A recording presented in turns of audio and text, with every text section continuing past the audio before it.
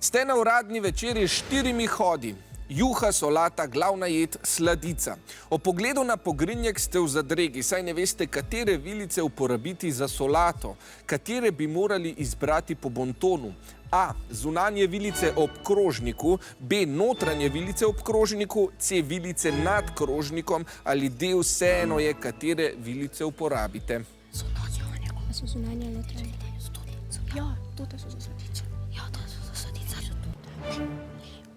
Zunanje vilice ob krožniku. Hodite na kakšne slavnostne večerje kdaj ali kosila? Ne. No, za devetarčke se bo Valeta kmalu približala, pa morda tam, no kakorkoli. Katere vilice bomo izbrali?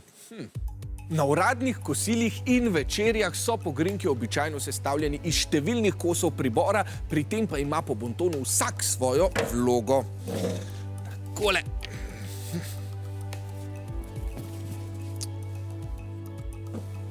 Po bontonu se pribor uporablja od zunanje strani proti krožniku.